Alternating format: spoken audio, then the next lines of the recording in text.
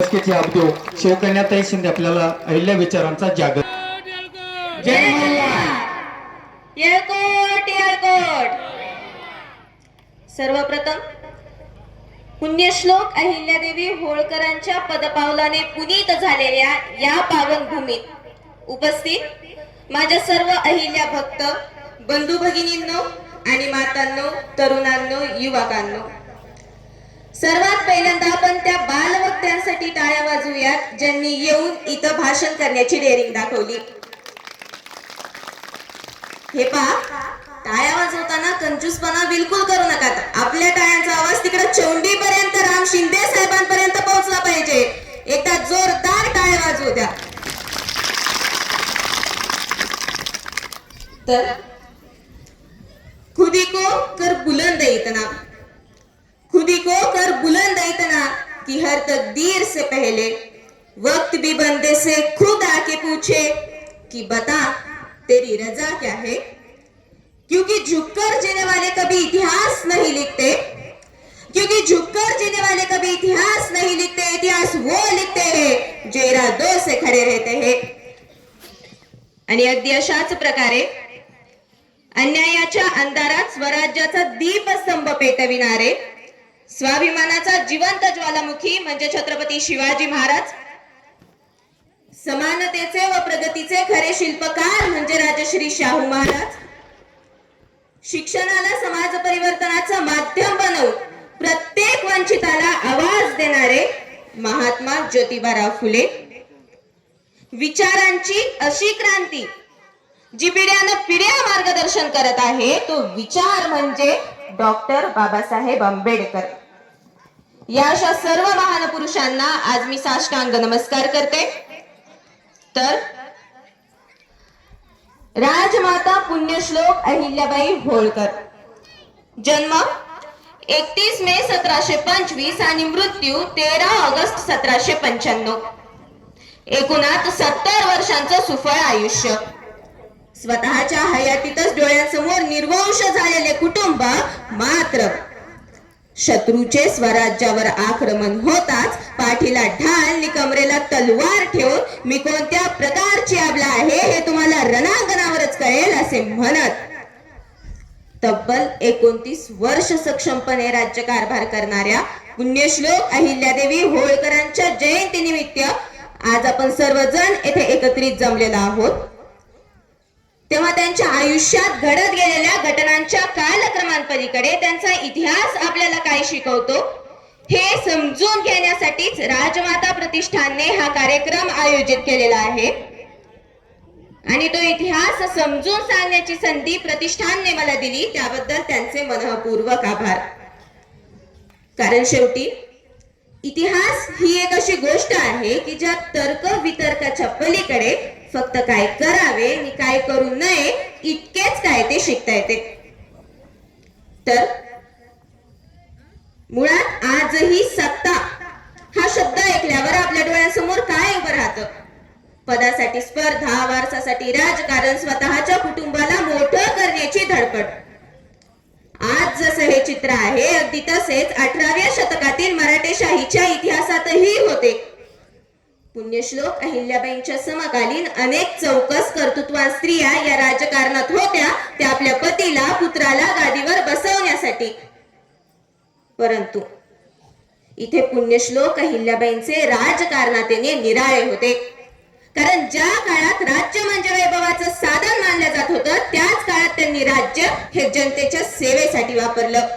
ज्या काळात तलवारी लोकांच्या मनात भीती निर्माण करत होत्या त्या काळात त्यांच्या न्यायाने प्रत्येकाच्या मनात विश्वास निर्माण केला. आणि म्हणूनच पुण्यश्लोक अहिल्याबाई या केवळ एका राज्याच्या राणी नव्हत्या तर विचारांच्या सिंहासनावर विराजमान झालेल्या एक राजमाता होत्या. कारण इतिहासात सत्ता मिळवणारे अनेक झाले परंतु स्वतःचं दुःख बाजूला ठेवून जनतेच्या सुखाला स्वतःचा धर्म मानणारी पुण्यश्लोक एकच झाली. आणि ती पुण्यश्लोक म्हणजे राजमाता पुण्यश्लोक अहिल्याबाई होळकर. ज्या काळात स्त्रीची ओळख फक्त चूल आणि मूल इतक्या पुरतीच मर्यादित होती त्याच काळात ज्याच्या हाती बळ, बुद्धी आणि चातुर्य आहे तोच स्वकर्तृत्वाचा लोकाभिमुख राजा बनू शकतो असे म्हणत पतीच्या आणि पुत्राच्या निधनानंतरही दुःखात कोसळून न जाता पुण्यश्लोक अहिल्याबाईंनी राज्य कारभाराची धुरा स्वतःच्या हातात घेतली. अर्थात हा केवळ सत्तेचा स्वीकार नव्हता, तर परंपरेने स्त्री भोवती उभ्या केलेल्या चौकटींना दिलेले सामर्थ्यशाली उत्तर होते, ज्यातून पुढे शिक्षण क्षेत्रात ज्या सावित्रीबाईंनी स्त्री शिक्षणाचा दीपस्तंभ पेटवला, त्या विचारांची सुरुवात आपल्याला आपल्या मातेच्या कर्तृत्वात आधी दिसून येते. आणि म्हणून आज मला म्हणावेसे वाटते की मुक्या मनाने किती उधळावे शब्दांचे बुडबुडे, मुक्या मनाने किती उधळावे शब्दांचे बुडबुडे, तुझ्या यशाचे गातील पोवाडे, तोफांचे चौघडे. परंतु दुर्दैवाची बाब अशी की ज्यांच्या प्रत्येक एका कृतीत प्रचंड असे सत्वशील परंतु तितकेच विद्रोही असे तत्वज्ञान होते, अशा पुण्यश्लोक अहिल्याबाईंचे जेव्हा केव्हा आपण नाव ऐकतो तेव्हा आपल्या डोळ्यांसमोर उभी राहतात ती फक्त मंदिरे, घाट, विहिरी आणि इतकंच काय ते. प्रत्येक जयंती वेळी त्यांच्या आयुष्यातील विविध संकटे, त्यातून त्यांनी केलेले धाडस, या सर्व गोष्टींची शृंखला आपण ऐकतो, परंतु त्या मागचे मूळ तत्वज्ञान कधी समजून घेत नाहीत आणि इथेच आपण मुळात चुकतो. कारण आजही आपला समाज मोठ्या प्रमाणात देवाधर्माच्या पलीकडे कधी गेलाच नाही. खरे तर पुण्यश्लोक अहिल्याबाईंनी केलेली ही सर्व कामे महान होतीच, परंतु प्रश्न असा आहे की मातेची महानता ही वर्षानुवर्ष दगडांच्या वास्तूंमध्येच मोजायची का हो? एखाद्या व्यक्तीचा इतिहास हा तिने काय बांधले यात असतो की तिने समाजाला कोणता विचार दिला यातही असतो. मला वाटते की पुण्यश्लोक अहिल्याबाईंचा इतिहास हा फक्त जीर्णोद्धाराचा इतिहास नाही, तर तो विचारांच्या पुनर्जागरणाचाही इतिहास आहे. कारण इतिहासात त्यांनी केवळ घाट बांधले नाही, तर समाजाला ही माणुसकीचा घाट दिला. मंदिरातून प्रत्येकाच्या मनात सेवा आणि कर्तव्याची भावना रुजवली. कर्मकांडापुरता मर्यादित झालेला धर्म ज्याला मानवतेची जोड दिली. एकूणात पुण्यश्लोक अहिल्याबाईंचे तत्वज्ञान आपल्याला काय शिकवते की मजहब की दीवारों से ऊपर उठकर देख जरा, मजहब की दीवारों से ऊपर उठकर देख जरा, हर आंसू में बसता हुआ इंसान मिलेगा. मंदिर भी झुकेगा, मस्जिद भी सलाम करेगी, मंदिर भी झुकेगा, मस्जिद भी सलाम करेगी. जिस दिन तुझे मानवता में भगवान मिलेगा, जिस दिन तुझे मानवता में भगवान मिलेगा. आणि म्हणूनच पुण्यश्लोक अहिल्याबाईंच्या मते धर्म हा फक्त देवासमोर हात जोडण्यापुरता मर्यादित नव्हता, तर गरजवंतांसाठी हात पुढे करण्यात खऱ्या अर्थाने त्यांचा धर्म लपलेला होता. अगदी आजही आपण भारतीय संविधानातील जी स्वातंत्र्य, समता, न्याय, बंधुता, लोककल्याण यांसारखी ही जी सर्व मूल्य पाहतो, ती केवळ आपण इतर देशांच्या पुस्तकातून घेतलेली उसळणारी नाही, तर आपल्या भारत खंडाच्या गौरवशाली इतिहासातील काही व्यक्तींनी ती आधी प्रत्यक्षात जगून दाखवली आहेत, ज्यात आपल्याला होळकरशाहीचे आणि त्यातही पुण्यश्लोक अहिल्याबाईंचे नाव हे अत्यंत आदराने घ्यावेच लागते. कारण ज्या काळात राज्य म्हणजे वैभवाचं साधन मानलं जात होतं, त्याच काळात राज्य म्हणजे जनतेच्या सेवेसाठी वापरणे हेच तर आजच्या लोकशाहीचे मूळ तत्वज्ञान आहे. स्त्री असूनही तब्बल 29 वर्षांचे त्यांचे सक्षम नेतृत्व ही आजच्या समानतेची प्रेरणा आपल्याला देते.